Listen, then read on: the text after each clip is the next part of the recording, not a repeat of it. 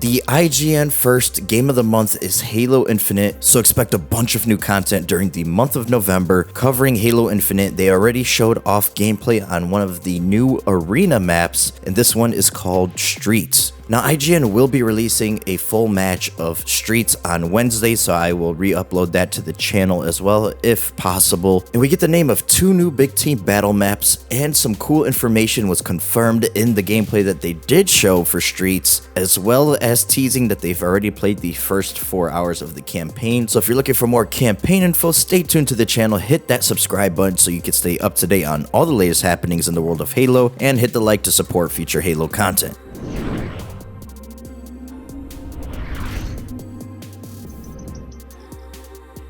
The first thing that strikes me about the map Streets is the plaza vibes that I got from Halo 5. I'm a sucker for anything that has neon lights in it. I don't know why, but neon lights put me in my happy place. So seeing more neon lights in Halo is always a cool thing to me. Plaza was one of my favorite maps aesthetically from Halo 5. And much like the map Bazaar that was in the flight, this takes place in the city of New Mombasa this time. Instead of where Bazaar was Old Mombasa, this is New Mombasa, but at night.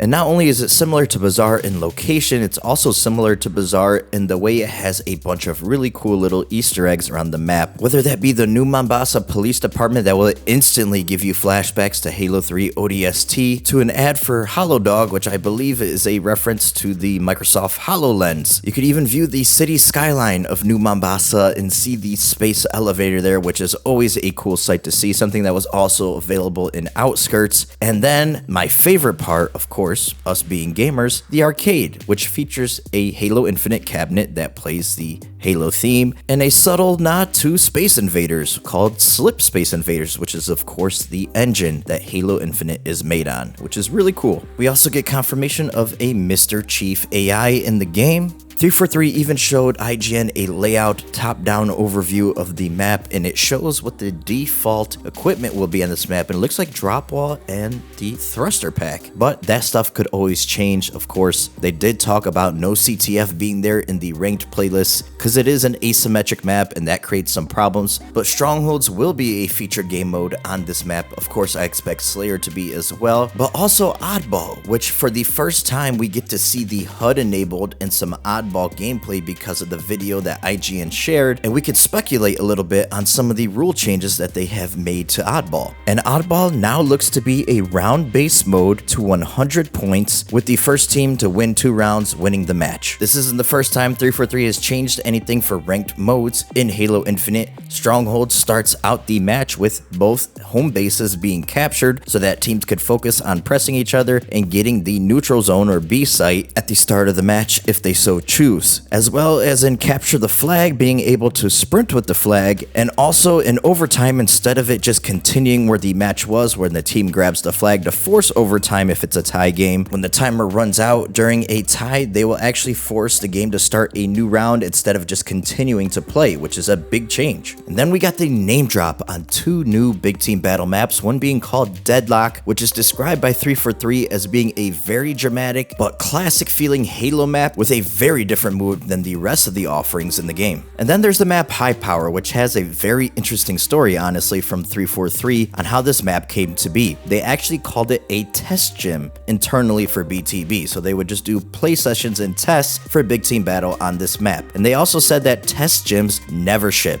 ever. But they told a story about doing a playtest on the map that would eventually be known as High Power, and hooting and hollering was so loud from the developers and testers, and they had so much fun on it that they all looked at each other and said, "Oh, is this a real map?" And when asked if Halo Infinite would feature any remade classic Halo maps, 343 had a very interesting response. They said that they think what they've done with the BTB map fragmentation that we played in the flight is something that they want. They want things to feel new, but also want things to be a little bit reminiscent without giving you the exact same layout or the same layout with slight differences, because Halo Infinite is a different game with different needs. But they also did say that there are some maps that have come out in almost every single iteration of Halo, so they wouldn't say they would never do a remake, but they are trying to do a spiritual reboot with Halo Infinite, so they're always looking at how they could put their own twist on things, but still make it feel like a little bit of a nostalgia trip when you're playing the maps. They also said that they've tried the one-to-one ports of old maps, and they don't work well in Halo Infinite.